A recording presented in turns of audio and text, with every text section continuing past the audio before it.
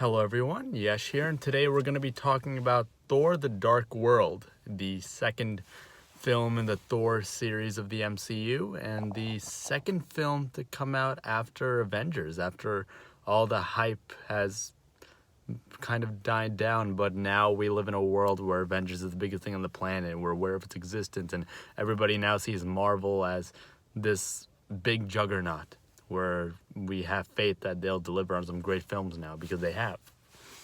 So this movie, basically the story is that follows Thor and the events of what happens after the Avengers in terms of him trying to bring balance to the 9 realms after Loki basically waged war on Earth and caused chaos throughout the universe. And the story also follows this villain who is basically a dark elf, and it basically, how do I even best describe this story? The best way to summarize the story is essentially there was this great evil that existed before the dawn of the universe, and they are the dark elves, and they have lost to the Asgardians, to Thor's great-grandfather, or perhaps grandfather, I don't remember. But the point being, basically, he lost. The dark elves lost that battle, and they lay dormant until suddenly, blame plot devices or whatever, now was a perfect time for them to come out of hibernation and start to take over the world.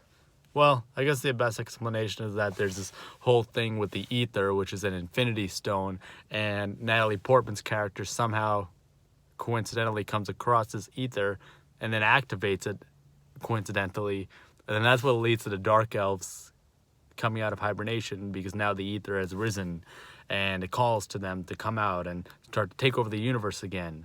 And yeah, it's a very complicated yet creative and imaginative story. You know, when this movie first came out, a lot of people actually found it very underwhelming. A lot of people saw it as a very simple story with a forgettable villain. Like, it didn't really do much to further Thor's character arc. It didn't really do much outside of the normal 3-act structure of, here's a villain, there he's going to do something terrible in the middle of the film, and then at the end of the film, Thor's going to rise up and defeat the bad guy and save the day. And I can understand where people are coming from, but I think people give this movie less credit than it deserves. It's not a terrible movie. In fact, you know, at the time, Thor wasn't really one of my favorite characters. I thought he was a cool character. He was interesting. I was very impressed with how Marvel was able to take Thor's character and really make him the kind of character that could appeal to a mass audience and still stay true to the comic book lore. You know, that's very impressive to do that, to stay true to the character from the original source material, but also find a way to make him marketable to a mass audience. And I felt they did that perfectly with Thor. But so when I heard about, you know, they're making a second Thor film, I just kind of felt like, it'll be a fun, interesting adventure, but it's not going to be as great as, like, you know, Avengers. It's not going to be as great as, like, Captain America, because Captain America is a more relatable one. Thor's like this god who's incredibly jacked and good looking, and he's the god of thunder. Like, you can't always relate to this guy.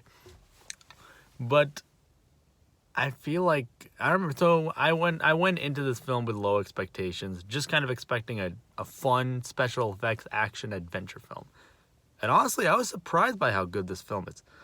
I think people overlook all the good things this film has going for it. For one thing, it has Loki. And Loki was one of the best parts about the Avengers. You can make an argument he's one of the best iconic villains in the entire Marvel Cinematic Universe. And the movie was great in terms of showing Loki's character arc, showing a lot. There's a lot of great moments. Like, the movie just opens with Loki. It just opens with Loki in chains talking to his father, Odinson, about how, you know, he's going to be living in prison for the rest of his life and the remainder of his existence. And it's just funny, interesting banter. I love the little joke where Odinson says, "We are not gods. We are born, we live, we die. And then Loki's response to that is, give or take 1,000 years. And it's funny. It's like, yeah, that's very funny. It's a very clever way of one expanding upon the lore of Asgard and the lore of Thor's world, but also kind of expressing that we may view them as gods, but they are still mortal to some extent. So it shows that they're not all being perfect. And then there's also a great moment where we see Loki and his relationship with his mother. And how even though his relationship with his father is not perfect, and even with his brother Thor, it's very complicated. With his mother, it seems very genuine and heartwarming. Like, his mother does love him, does care about him. Like, it also makes sense because Loki's mother is the one who has all these mischievous, devious kind of powers. Like the ability to transport, the ability to create illusions, things like that. That does come from Loki's mother, from Thor's mother. So it makes sense that both of them would have a very meaningful, fulfilling relationship. And it works. It really explores that where we see Loki as not just a fun villain, but also a character who is emotionally scarred. And, spoiler alert, some of the stakes are risen because, spoiler alert, Thor's mom dies in this movie. I mean, she gets killed by the Dark Elf, by the main villain of the story. And there's this beautiful shot where, cinematography in this film is great, but there's this beautiful shot where you just see Loki in his prison. There's no dialogue. It's just, you can tell that the guard is going up to Loki, and no dialogue. The guard is just telling Loki that his mother's dead. And when the guard is there, Loki just kind of gives this, I don't care expression. But then when the guard leaves and Loki's just alone in his prison cell, and you don't see his face is turned away from the audience, but you just see him clench his fists. And just by using his powers to move things without touching them, you just see he clenches his fists, and the stuff in his prison room, the chairs and tables, just start flying everywhere.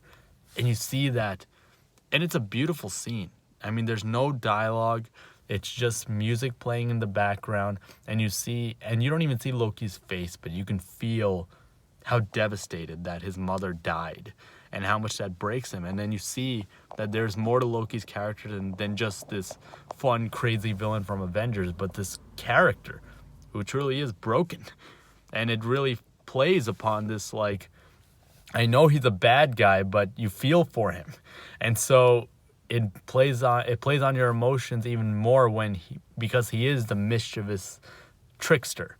And so when he tricks you, it's like it does get to you because, damn it, I'm emotionally invested with this character, and then he tricks you. And it's like, oh, right, he's a bad guy. Damn it, I did not see that coming. And there's a lot of great moments like that, Even the villain I find to be very interesting. Like, I have a lot of arguments people make is that he's generic. And I can respect that, yes, his purpose is generic. He wants to take over the universe because it's part of who he is. He's a dark elf. He's someone who existed in a universe before the dawn of our universe. And before our universe, it was just darkness. And he was the ruler of that darkness. So for him, he wants to bring his old universe back. He wants to bring the universe back to the darkness that he knew. So it's not just he wants to take over the universe. There's some logic behind why he does what he does. And he's an interesting looking character. I mean, we always see elves before, but this is an interesting, creepy look at what a creepy elf will look like. And it expands upon the fantasy of Thor. And you know what, this movie has a lot of great action set pieces as well. Even like, this movie is this perfect blend of Lord of the Rings and Star Wars. It's like these perfect blend of seeing these like Lord of the Rings, Asgardians, seeing gladiator fights and these beautiful sort of like otherworldly castles and statues. But then on the one hand, the ships feel very Star Warsy, like that scene when the Dark Elves come to Asgard in their interesting ships, and they're creative like looking ships, and they come and they try to take out the center of Asgard. They try to get the King Odinson, and it's beautiful and it works. And there's so many great, even the scenes when you see the prison breakout scene when they are able to, one of the Dark Elves is able to sneak in one of their own into the prison. So he clenches some sort of power source that curses him and turns him into like a devilish form, but it also gives him the superpower and the super strength to be able to defeat other Asgardians tenfold. So it's a real threat. And it's just, there's so many creative stuff, and it's not just creative with the action and not just creative with the characters and the looks and everything in the world, but it's also creative just with the character interactions. It's cool that, we see Jane Foster, Natalie Portman's character, back in the movie, and it's neat that she's now in Asgard, and we see her interact not just with Thor, but with Thor's father and with Thor's mother and all the other, even with Loki. This is just a great scene where she sees Loki for the first time and just slaps Loki and just goes, "That was for New York." And it's funny. It's like a little reference to Avengers. It works.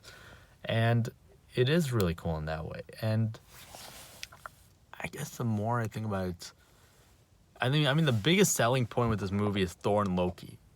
They're perfect. I love seeing their interactions with each other.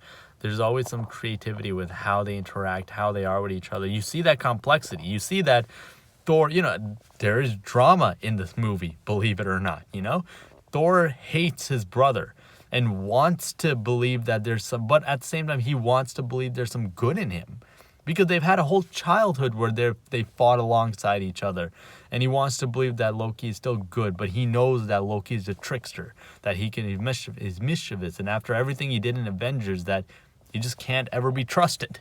And it's heartbreaking for Thor, and especially after both their mother died. It's like you see that anger, and it's you see that frustration, you see that conflict, and it's shown beautifully. It really is. And it's just another argument people have about this film is that Thor doesn't really have a character arc.